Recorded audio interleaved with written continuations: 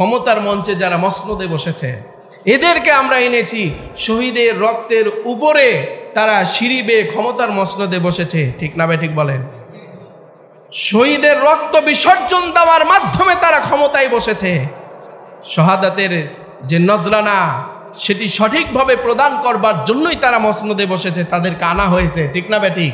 কিন্তু আমরা খেয়াল করে দেখছি কি, এই বাংলাদেশে তাদেরকে বসাইয়া কয়েকজন উপদেষ্টা বসে পুনরায় আবার স্বৈরাচার, আবার খুনি, আবার তাদের ষড়যন্ত্রের মাধ্যমে এই বাংলাদেশে বিরাজমান বাংলাদেশটা যে প্রশান্ত হবে, শান্ত হয়ে যাবে এবং ন্যায় নিষ্ঠার সাথে যে কাজ করবে, যত অন্যায় অনাচার দুর্নীতি রাহাজানি সব কিছুকে মূলোৎপাটন করে এগুলির কবর রচনা করে তারা বাংলাদেশের মানুষকে সঠিক একটা রাস্তায় নিয়ে যাবে, শান্তির রাস্তায়, প্রশান্তির রাস্তায়, প্রশান্তির জায়গায়।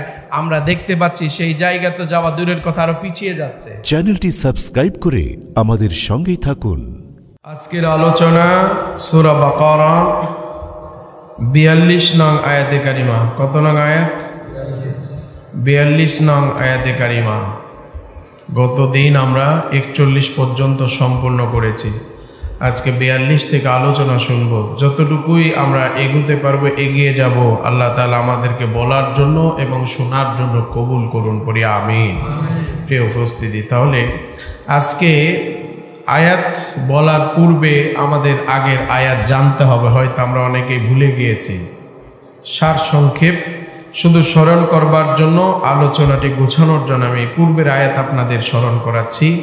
আল্লাহ তাআলা পূর্বের আয়াতে বলছেন, وآمنوا بما أنزلت مصدقا لما معكم ولا تكونوا أول كافر به। রব্ব কারীম বলছেন, আমার প্রতি বিমা আনজালতু, যে কিতাব নাজিল হয়েছে, মুসাদ্দিকাল লিমা, এবং ঈমান যারা এনেছো তোমাদের নিকট যে কিতাব রয়েছে, আমরা যে কিতাব পেয়েছি কার পক্ষ থেকে? আল্লাহর পক্ষ থেকে। কোন কিতাব, কোন গ্রন্থ? সেই কিতাবের নাম কি? কোরআনুল কারীম। দুনিয়ার সর্বশ্রেষ্ঠ কিতাব, অর্থাৎ নবীদেরও শ্রেষ্ঠ কিতাব, আমাদেরও শ্রেষ্ঠ কিতাব, ঠিক না ঠিক বলেন? এই কিতাব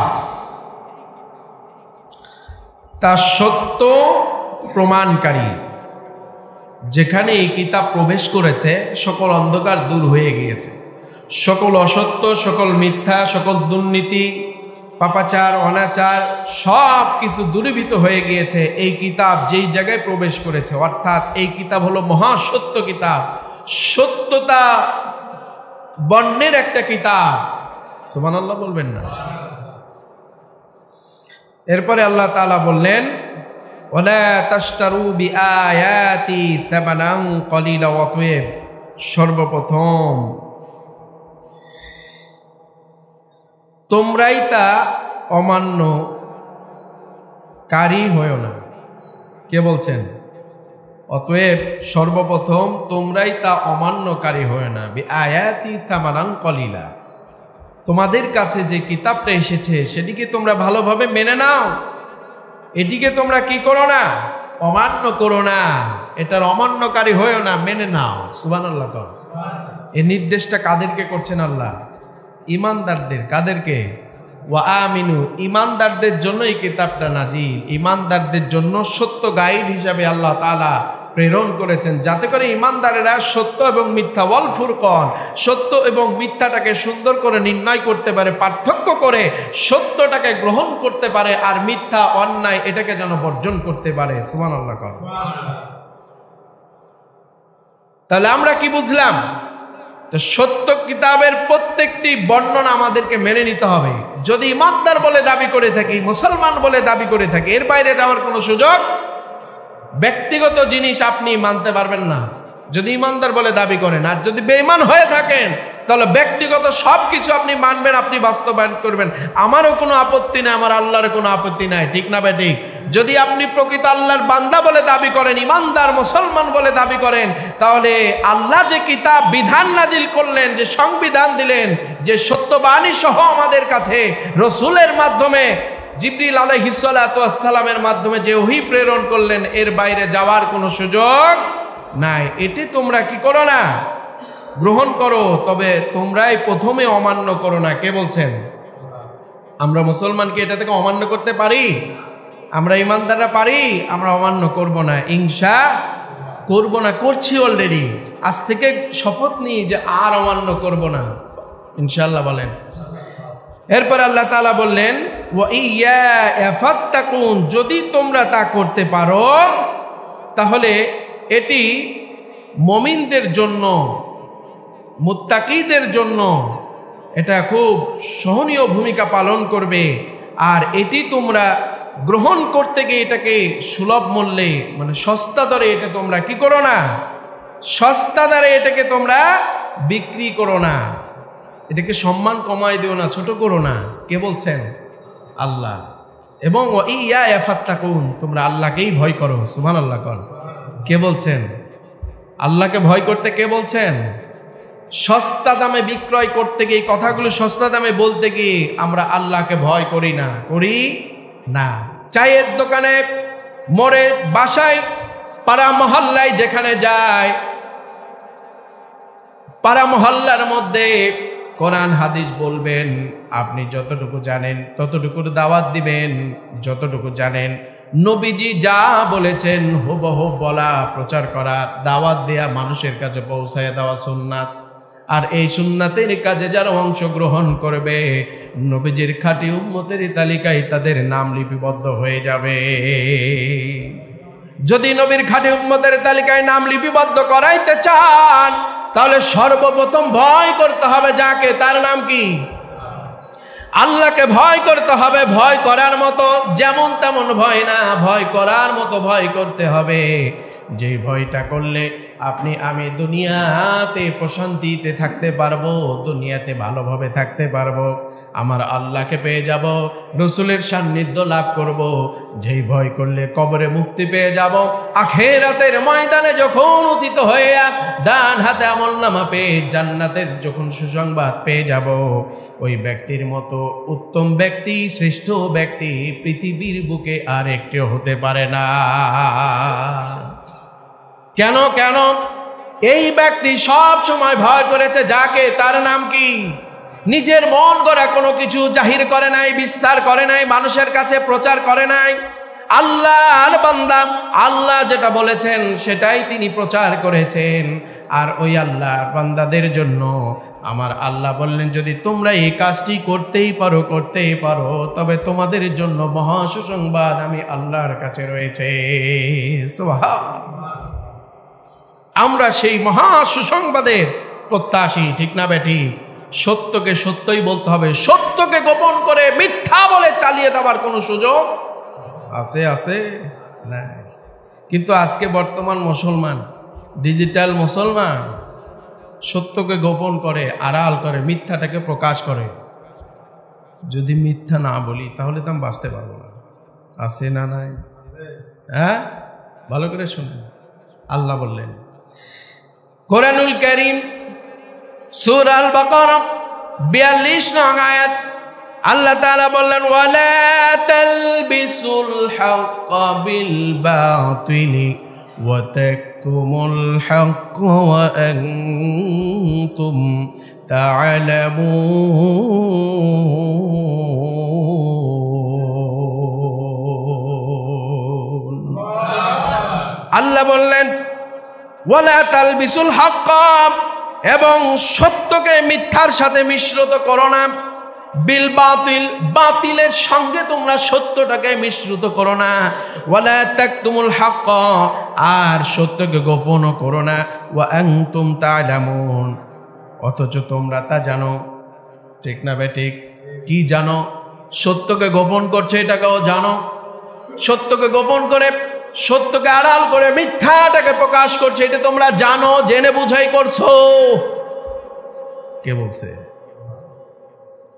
তাহলে সত্যকে মিথ্যার সাথে মিশ্রিত করতে নিষেধ করেছেন যিনি, তার নামটা কি? মুসলমান। খুব ভালো করে খেয়াল করে শোনেন, আজকে বর্তমান বাংলাদেশ 90% মুসলমানের দেশ, অলি আউলিয়ার দেশ, হাফেজ ও আলেমদের দেশ। ইমানদার ও মুসলমানদের দেশ, নাম হলো বাংলাদেশ। আর বর্তমান বাংলাদেশে ডিজিটাল কায়দায় ইমানদার মুসলমান নামধারী মানুষগুলি আজকে কোরআনের কথা, সত্যকে আড়াল করে মিথ্যাকে প্রবাহিত করতেছে, উন্মোচিত করতেছে, প্রকাশ করতেছে। তার অন্যতম কারণ হলো এইটা তারা করছে শুধুমাত্র দুনিয়ায় স্বার্থ লাভের জন্য। দুনিয়া স্বার্থ লাভের জন্য তুমি যেই কাজটি করছো, কতক্ষণ তোমার ওই কাজটা তোমার কাছে থাকবে, কতক্ষণ ওই জিনিসটা তোমাকে আপন করে রাখবে, একবার কি চিন্তা করলে না মুসলমান? আমার আল্লাহ বলেছে সত্যকে মিথ্যার সাথে মিশ্রিত করো না। সত্যকে মিথ্যার সাথে মিশ্রিত করি, মিথ্যাটাকে প্রচার করি, মিথ্যাটাকেই মানুষের কাছে প্রসার করতেছি, সত্যকে আড়াল করছি। মনে রাখবেন, এই দিন নয়, আরো দিন আছে। এদিনেরও নিভা তুমি সেই দিনেরও সাথে।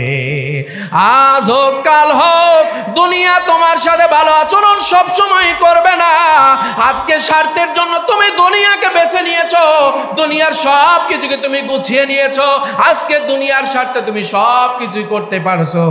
আজকে একবার স্টক করে দেখো, একবার তুমি সেন্সলেস হয়ে দেখো, একবার তুমি প্যারালাইসের রোগ হয়ে দেখো, কি অবস্থা না হয়ে যাবে। যেই মানুষগুলি তোমার আপন ছিল, জীবন্ত মানুষটার কাছে আর আপন মানুষগুলি ভিড়তে চাইবে না। চাইবে? দেখছেন না, প্যারালাইসের রোগী বিছানগত হয়ে গিয়েছে, পায়খানা প্রসাব ওখানেই করে।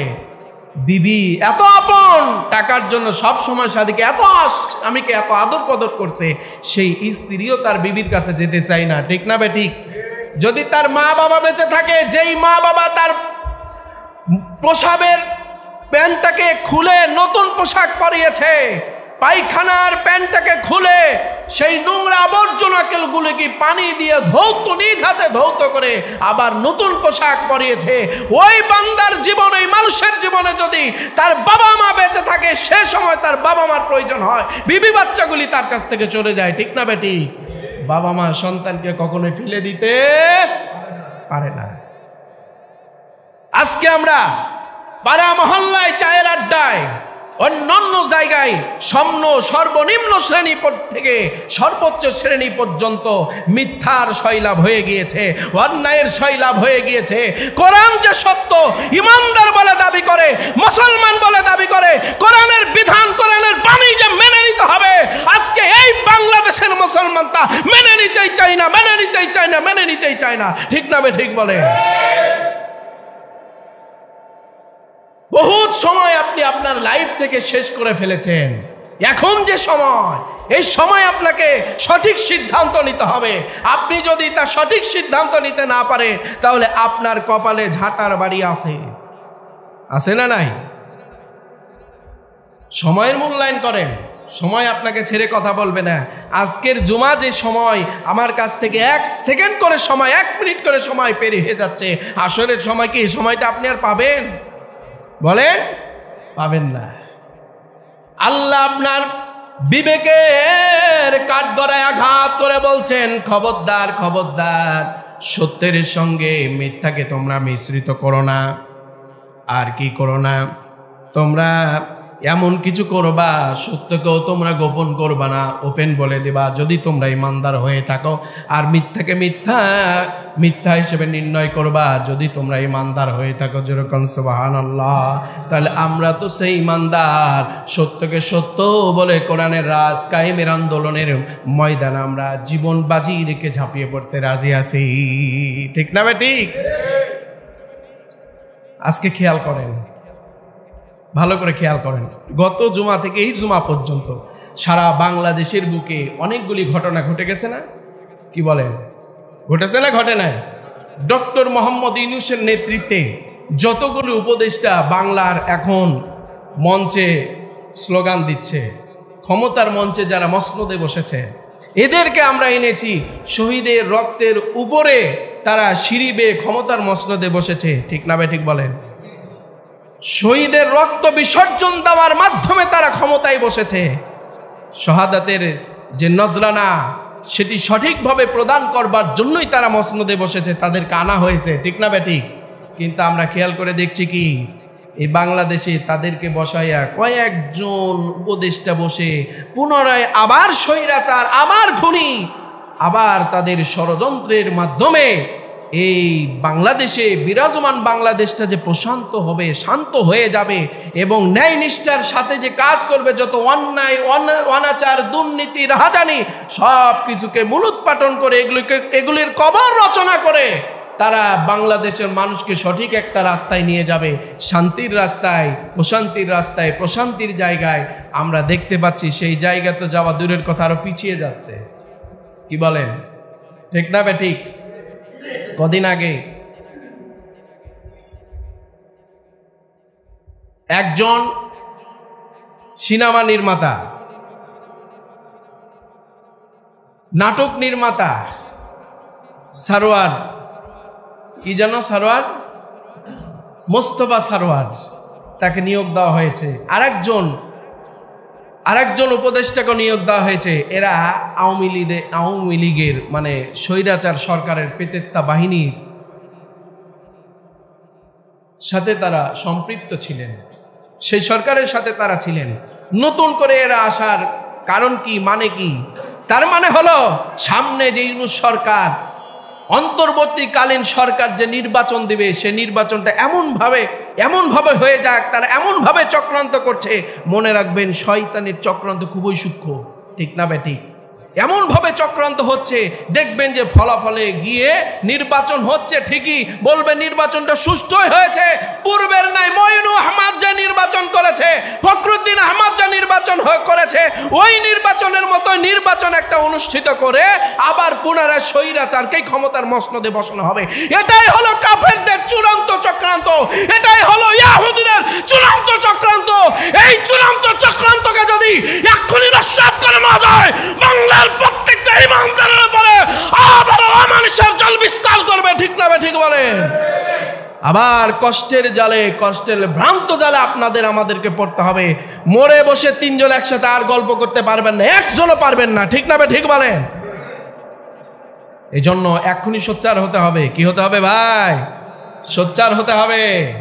আর যেন কোনো কোরআন বিরোধী মানুষ, আর যেন কখনো ইসলাম বিরোধী মানুষ ক্ষমতায় আসতে না পারে, ঠিক না ঠিক? রসুল যখন দাওয়াত দিয়েছেন, আবু জেহেল হুমকি ধামকি দিয়েছেন, সব সময় রসুল কি একবারও দুমরাই মুসরাই গেছেন?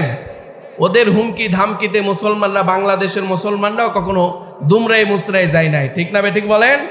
আমরা এখনো দুমরাবো না, মুসরাবো না। আমরা বলি রসুল ভালোবাসায় দাওয়াত দিয়েছেন, দাওয়াত গ্রহণ করেন নাই, নিপীড়ন করে মদিনায় তিনি হিজরত করেছেন, পুনরায় তিনি মদিনা থেকে মক্কার জমিনে যুদ্ধের মাধ্যমে মক্কা বিজয় করেছেন, ঠিক না ঠিক? আমরা তাদেরকে দাওয়াত দিতে চাই, তাদেরকে হেদায়েতের বাণী তাদের কাছে পৌঁছায় দিতে চাই। তাদের কাছে যদি হেদায়েতের দাওয়াত তার পৌঁছানোর পরেও যদি তারা হেদায়েত গ্রহণ না করে, বলেন তো আল্লাহ তাআলা পূর্বে একে একে নমরুদকেও ছাড়ে নাই, ফেরাউনকেও ছাড়ে নাই, পরবর্তীতে আবারও যারা নির্যাতন নিপীড়ন করবে, আল্লাহ কিন্তু কাউকে ছেড়ে কথা বলবে? সুতরাং আল্লাহর বাণী মেনে নিতে হবে।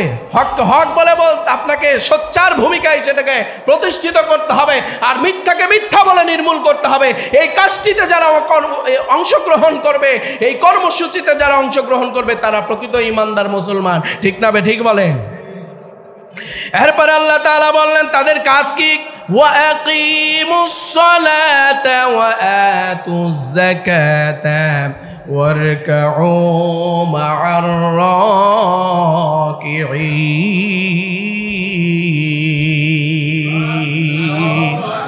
আল্লাহ তাআলা বললেন তোমরা ওয়া আকিমুস সালাত, তোমরা নামাজ কায়েম করো, ওয়া আতুজ যাকাত, তোমরা যাকাত প্রদান করো, আর ওয়ারকাউ মা'আর রাকিঈন, আর বিনয় হও, রুকু করো। কাকে? বিনয় হয়ে যাও, মা'আর রাকিঈন, বিনয় প্রকাশ করো রুকুর মাধ্যমে। কাকে? আল্লাহ। তোমার কোনো ভুল নাই, তোমার কোনো খুঁত নাই, যত ভুল, যত খুঁত, যত ছিঁড়াফাটা যা কিছু আছে সব আমার মধ্যেই আছে, তোমার মধ্যে এমন কোনো নিদর্শন নেই, এমন কোনো কিছু নাই। সুবহানাল্লাহ বলবেন না? আমরা বলি এসব কথা? বলি না। আল্লাহর কোনো ভুল আছে? আল্লাহর কোনো ভুল ধরা ব্যক্তি আছে? আমরা ভুল ধরার জন্য দুনিয়াতে আসি নাই। খবরদার, যারা ভুল ধরে বেড়ান নিজের ভুল ধরেন। এমনও মানুষ আছে জানা একটু এত বড় জাননেওয়ালা হয়ে বিশাল তর্ক বিতর্ক করেন। খবরদার, এগুলি থেকে দূরে থাকেন, এগুলি থেকে দূরে থাকেন। আল্লাহর মার, জবর মার, আল্লাহর মার খাওয়ার জন্য নিজেকে প্রস্তুত করেন না। সুতরাং আমরা হুঁশিয়ার হয়ে যাই, সাবধান হয়ে যাই, নমনীয় হই, রুকু করি, আল্লাহর প্রত্যেকটা বিধানকে মেনে নিই। মুসলমানের দাবিতে আমরা সকলেই অংশগ্রহণ করি, সামিল হয়ে যায়, আমাদের দরজাটা বড় করে দিই, আমাদের মনটাকে প্রশস্ত করে দিই এবং এই রাস্তায় আমরা সকলে অংশগ্রহণ করে আল্লাহর রুজুকে ধারণ করার চেষ্টা করি ইনশাআল্লাহ। ওই তালিকায় আমাদের সকলকে আল্লাহ তাআলা কবুল করুন। আমরা সবাই বলে আমিন, আরো জোরে বলে আমিন।